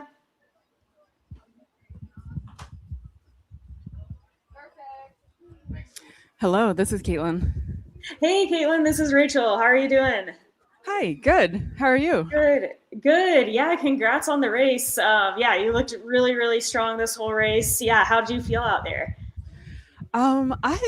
Let's see. I felt it was complicated. It was a little bit of a slow start for me. There's a lot of really quick women out here, and a group of people took it out really hot, and I think I was probably more like 10th for a while. Started picking people off, and the women who ended up, I think, 4th and 5th and 6th, they were all really strong for a good chunk of the race, but I started to feel stronger and stronger. I think actually the downhills were very good for me today, those few little pieces of the downhill, and then I love to power hike, so I hike a lot more than most people who are running everything. And I just have to embrace that and realize that's how my body works. Yeah, I was talking about that during the live stream, that sometimes if somebody's hiking, it doesn't mean that they're going slower. Sometimes they are actually going faster, but it's just more efficient for them hiking. And with your ski background too, I'm sure that that hiking and the power that you build from skiing really translates over well to trails. Yes, exactly. Yeah, for me, the hiking switches up the muscle groups nicely, and otherwise, I kind of explode my calves if I run too much. So, yeah, I recommend anyone try a bunch of hiking. It works well for me. Totally. Yeah. And I know we were also talking during the live stream about how every athlete just has to play to their strengths on this course and not get mentally down on yourself if you're behind in a section where maybe people are going a little bit faster, and just kind of knowing that you can make up ground on them when you do have a section that is kind of built more for you. So what was your mindset like, kind of at the start, not being quite up in the top 3 to 4 people, but really making up the ground later on? Yeah, tell me what you were thinking. Yeah, I just, like you said, I just had to just dig in and wait and do everything I could to make my race strong for me and see what happened with everyone else. So yeah, I was just hanging in there and not letting it bother me too much that people were running away or staying ahead. And eventually a few of them came back to me. I do think, I think it's Jenna who ended up 4th. She twisted her ankle pretty badly, so she was cautious on the downhill. And yeah, my sympathies to her. I hope her ankle is okay. But yeah, for me, it ended up just being like getting a little stronger and stronger throughout the race, which worked well. Nice. Yeah. It's so important just to stay mentally engaged during the whole race, and you did a great job of that today. So yeah, congrats on the race. And what's up next for you? I'm not really sure. I'm just kind of playing it by ear, winging it, having fun, getting over here to the mountains. I live in Portland, Maine right now, so I run like roads and chill, like meandering trails during the week, and then I get to the mountains often as I can. But yeah, I'm mostly just working as an engineer and having fun in the mountains with friends or in these races as much as I can. Yeah, that's great. I mean, you live in a great place to explore, especially during the summer, and I guess a good place to ski in the winter too. Yes, I do like the skiing part too. Yeah, that's awesome. Well, yeah, congrats on your race, and yeah, thanks for the interview. Yep, thank you, and good to talk to you.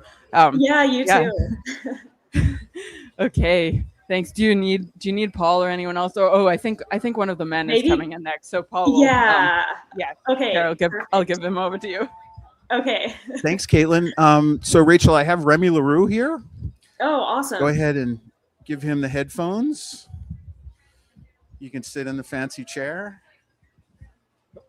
And your video is not, it's the finish line. So okay. 1, 2, 3, check. Remy, what's up? What's up, Rachel? How's it going? Good. How are you? Pretty tired. I think it was. Yeah, makes sense. Yeah. How'd you feel during the race? Congrats on second place, and yeah, you looked really strong coming up Upper Walking Boss. Yeah, it was a pretty tough one. I feel like my legs were pretty dead today. I think it's maybe just like the accumulation of racing like these past couple of weeks.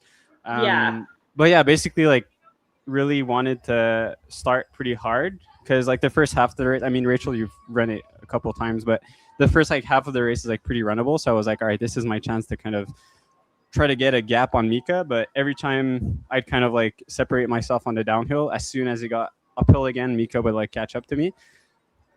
So yeah, first half was like super hard. And then the second half, when it was like much steeper, Mika was just much stronger than I. So yeah, really happy for Mika coming back from injury. He's had like, I think 3 back-to-back wins now.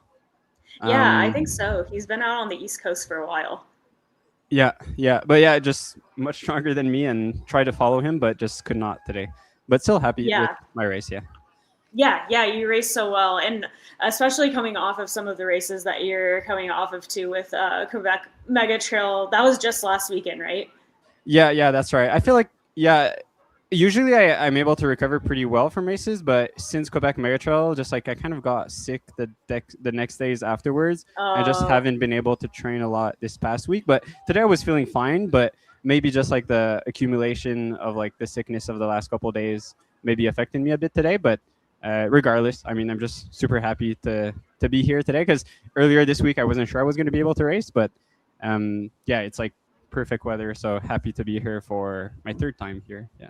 Yeah, that's great. And I think that's what makes elite athletes really elite is just being able to perform well on a day where you're not feeling your absolute best. And you definitely did that today. So that's exciting to see.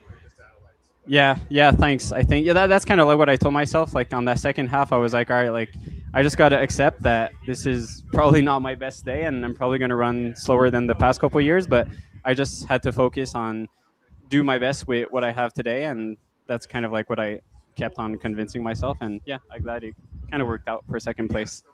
Totally. Yeah. And you got some good prize money too. And hopefully you grabbed some from the Upper Walking Boss segment too. I guess we'll have to see. I don't know those results yet, but yeah, it's pretty nice. Yeah, because like the past couple of years, the prize money was only for Upper Walking Boss, whereas this year it's like for the overall ranking as well. So yeah, I have no idea. I don't feel like I ran super well on Upper Walking Boss, but we shall see. Yeah, we'll see. Well, at least you get some of the prize money, and they have that for the top 5. So yeah, what's up next for you race wise this season? Yeah, I think now next 2-3 weeks are just gonna be training, and then I'll head to Europe for a couple of Golden Trail races. So I'll do Pitts Alpine in Austria, and then the next week Sierras and all. Oh, awesome. Okay. So that's what's coming. But I think I definitely need to like get back to training because I've been racing so much that just like my volume has been pretty low. Haven't done a ton of workouts, so I think it's gonna be kind of worth it now, or like important to just like get back to training starting tomorrow and get my volume back up before heading to Europe. Definitely. Yeah. Are you planning to do that full series for Golden Trail? Yeah, it's going to depend because like this year they take your 4 best results to qualify for the finals. And now with Quebec Mega Trail, that's 1 race. And then Austria and Sierras and all, that's going to be a total of 3 races. But to get my 4th race, I'd have to go in Asia in September. So I think I'll kind of see how the next 2 races in Europe go. And if the races go well, then I'll probably head to Europe, to Asia, end of September to get that 4th result. Nice. Yeah. But yeah, because I feel like even though you're not qualifying, even though like the goal necessarily wouldn't be to qualify for the finals, just like those Golden Trail races in itself, like individually are pretty important races. So totally, yeah. So yeah, even if I don't go to the finals, yeah, series and all on its own is just like a standalone great race, even if it weren't in the Golden Trail series. So yeah, you're definitely getting some good competition over there. Yeah, for sure. You're right. Cool. Well, congrats on the race today. Good luck with training and the rest of your season. And yeah, I'll be cheering for you. Thank you, Rachel. I think Mika is here. Oh, awesome.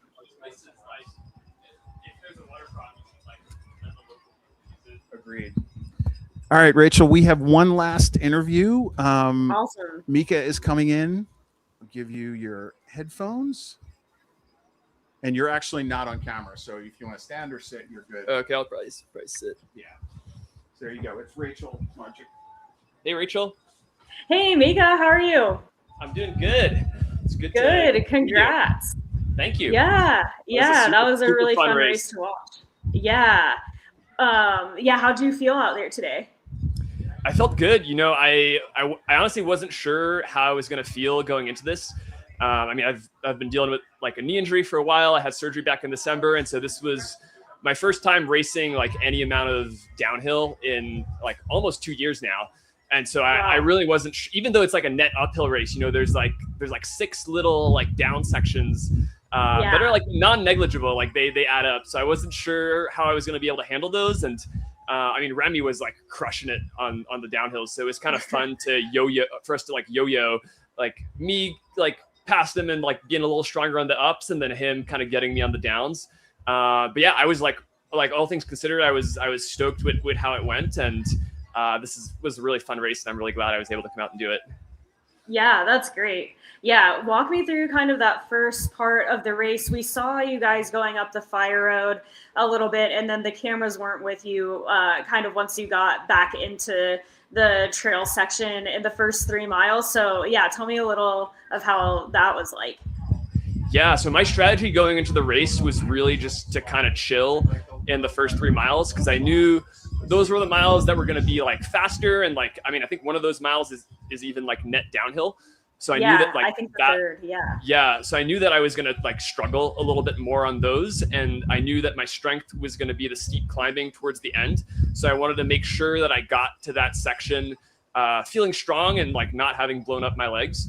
So yeah, I was just like, just running with Remy, and there was like one other guy that was with us for those first couple miles, and I was just kind of chilling. And then we hit that third mile, and the climbing got steeper, and that's when I made my move, and just kind of went for it from there. Yeah, that's awesome. You had a really, really strong race, and I think it's really cool to see athletes come through a lot of adversity and just come out on top and racing really strong. I know that you've had a hard past couple of years, but yeah, I'm sure everyone would love to know what your mindset was like just going through injuries and how you kind of stayed positive, because now you're crushing it. You've had a really, really great season so far. So yeah, I'd love to know what your mindset was like just going through injuries and going into this season.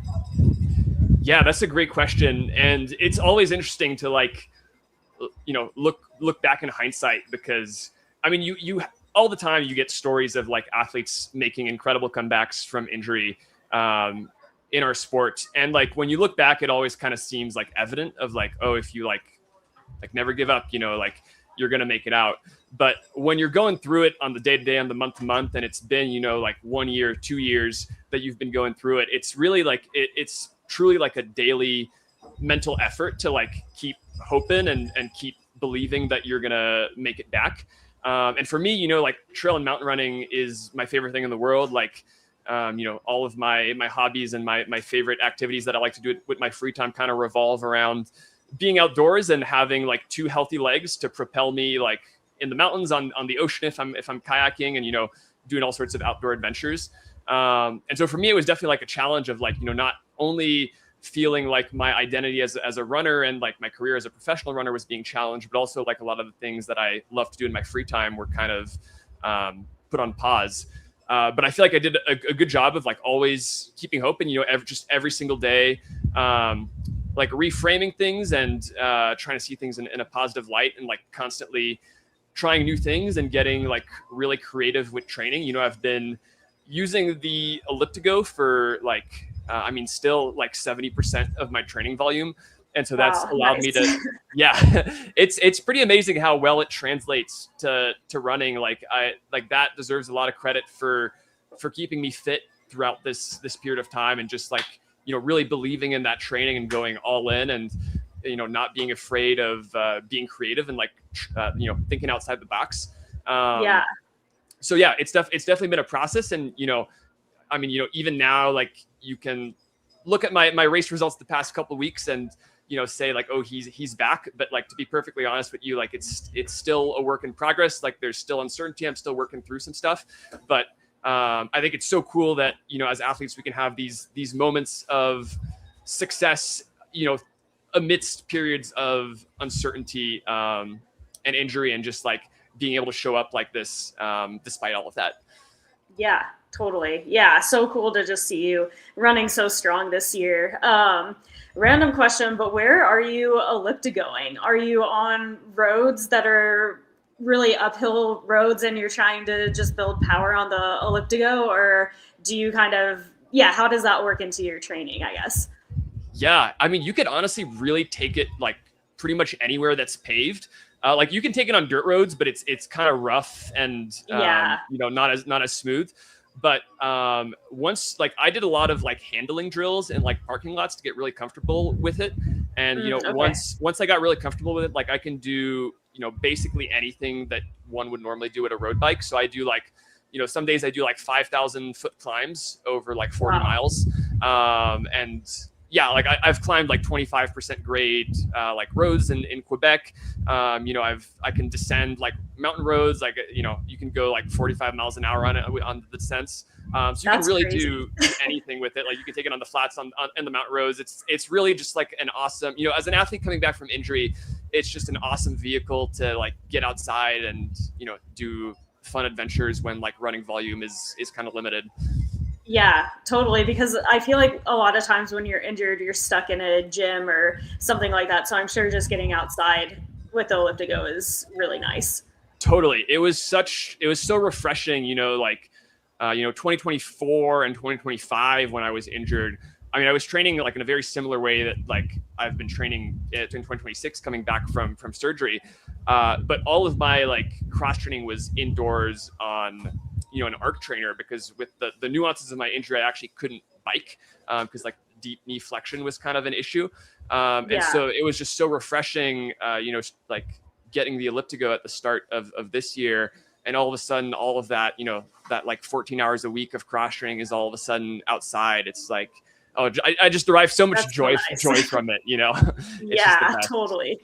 And then you're not taking training for granted now. I'm sure anytime you do get to run, you're probably just like psyched to be out there. Oh, totally. It's such a good, injury is like definitely like wisens you up, before this whole like injury saga, I was like one of those guys that just like never got injured ever. Like if something popped up, I was usually just able to run through it. And, definitely took things for granted a little bit sometimes, kind of had that like invincibility feeling a little bit. And so it's definitely been humbling going through this. And now like, whether I'm showing up to a start line or getting to do a ground run outside, like it's just such a blessing, and I just feel so much joy. Like I'm never going to see those things in the same way again. Yeah, totally. That's awesome. Well, what's up next for you? I know that you've had a big few weeks out on the East Coast, crushing some races. So you're probably, I'm guessing, getting back into your rhythm, maybe taking some rest and then reloading and training again. But yeah, what's up next for you in the season? Yeah, so I think next couple of weeks, just gonna like focus on training. It was a pretty steep like return to running. Like Broken Arrow VK was like, it was kind of a moonshot racing that, like with how little like running I was like truly in the very early phases of building things back when I towed that start line. And then now I've done like 4 weekends of back-to-back racing, and I've just been able to like progressively race in the shape, and it's been cool to see things kind of coming together. And so, if things keep going on a positive trajectory, I'm hoping to be racing in Europe in August. So hopefully Sierzanal and maybe ETC. Nice. Yeah, just going to have to see how things respond over the next couple of weeks, because obviously those have a decent bit more downhill. And, today, felt encouraging on the day. But being my first like time racing downhill in like several years, but there's still substantially more downhill in those races. And so I have to make sure I'm feeling good in training and like feeling well prepared, and not taking any risks by going over there to do those races. But I'm feeling optimistic that I can get back to some of those bigger Golden Trail World Series races that have like, the classic up down distance. So yeah, I'm excited. Yeah, that's super exciting. Well, it's great to see you racing again. And yeah, congrats on the race today, on the win. You got a lot of prize money, hopefully some on Upper Walking Boss too, to add to the prize. So yeah, it's fun seeing you out here racing again, and good luck with the rest of your season and training and all that. Thanks so much, Rachel. Appreciate you. And yeah, hope to see you around Boulder soon. Yeah, we'll see you out here. Awesome. Thank you. Thanks. All right, Rachel. So thanks everyone for hanging in there. Thanks so much, Mika, for the interview. So that actually will conclude our coverage of the race today. A huge shout out to Rachel for getting up at, I don't even know what time you had to get up, Rachel, to do this. A little early. I think we started at 5:15. So yeah, but it's all good. I love watching this race, and yeah, hope to be out there in future years. But it was fun getting to watch it. Yeah, thanks so much. Honestly, really exciting to see the field today and everything. Still conditions here at the summit. I'm looking at the thermometer here. It's still 62 degrees. It's like it's that perfect out here. So yes. So thanks everyone for watching, and we will see you at a future Marathon Sports event. So thanks very much. Awesome. See you later.